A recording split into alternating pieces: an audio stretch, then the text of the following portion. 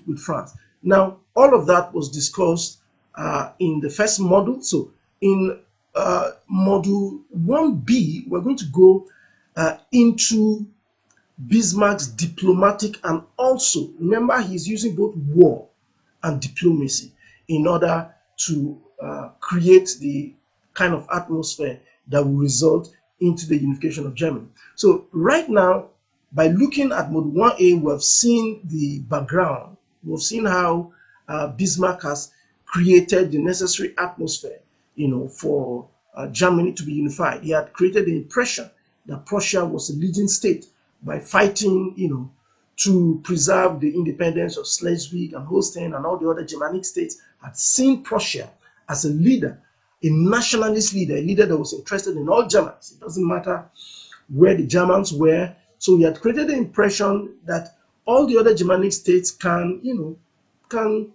support Prussia in whatever ambitions that Prussia had. And also he had also created friendship.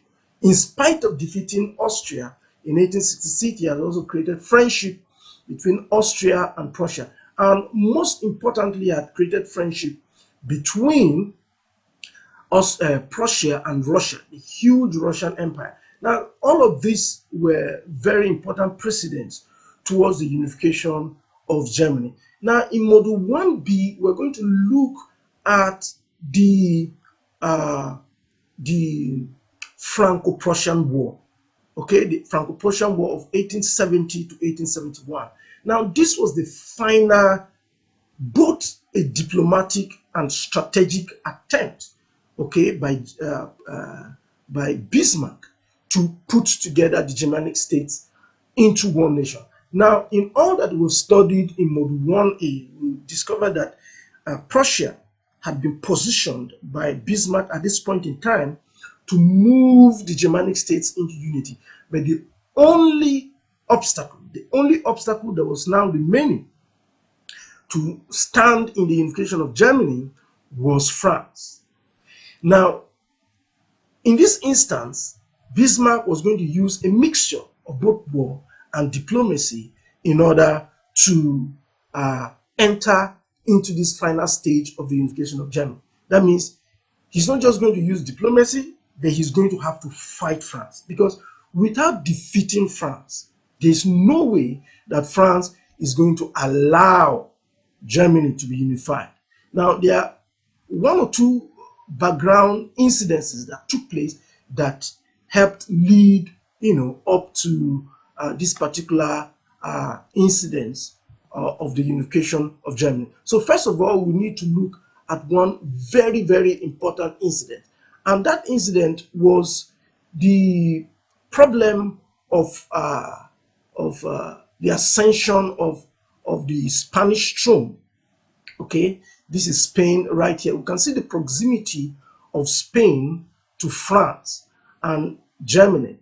Okay, now what happened in Spain was that the Spanish crown had abdicated the throne after certain issues had taken place in Spain, and she, at this point in time, Queen Isabella, could not sustain herself no longer on the throne. So after abdicating the throne in Spain, there was need for somebody to take up the Spanish throne.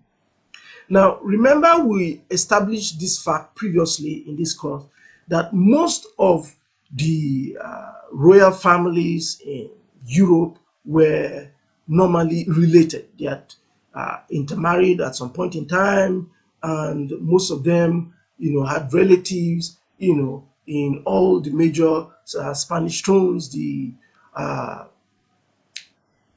Russian monarch, the French monarch, the Bourbons in France, okay, and the Spanish throne, and those in England were all connected one way or the other, related, because they're often intermarrying. So the situation right now in Spain was for one of the closest relatives, that means the person that was in line for the throne, the heir to the Spanish throne, to be crowned as a king in Spain. So what happened was that the closest heir, that is to Queen Isabella, was actually a Prussian German.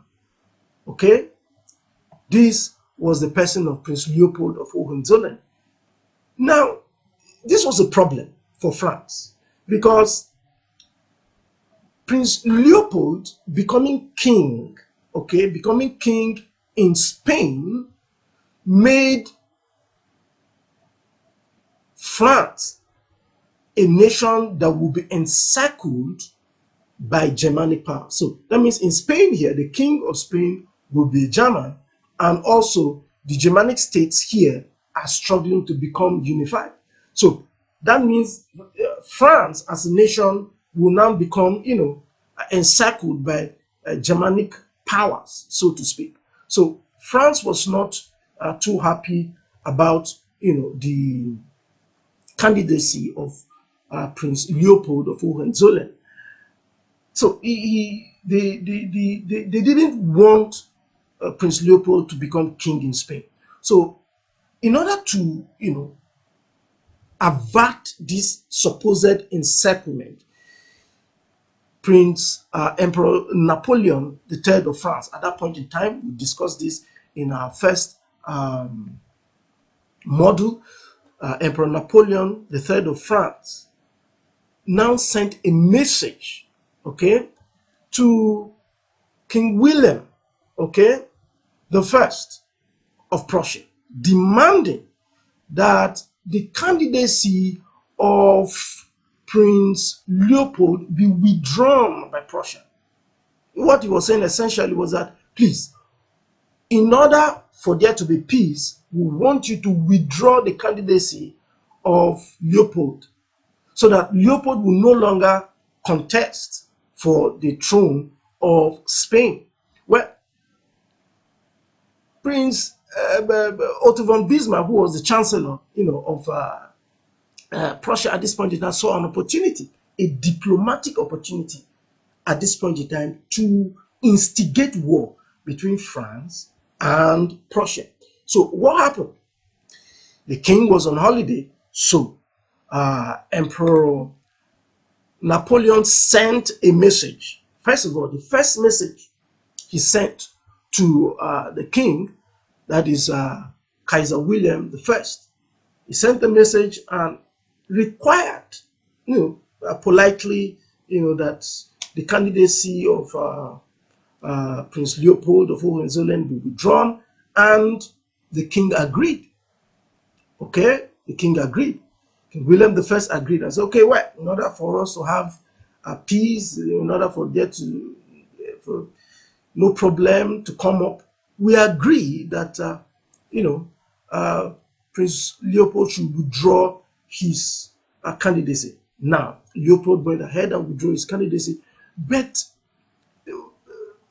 Napoleon was not satisfied. He wasn't satisfied with the state of affairs because he knew that there was still further possibility for Leopold or any other person within the German Zollverein, Confederacy of German States, to later apply for, the throne of Spain. So he now sent another message to the king, Kaiser William the first of Prussia, requesting that the candidacy, any other candidacy of a Prussian prince should be cancelled. In fact,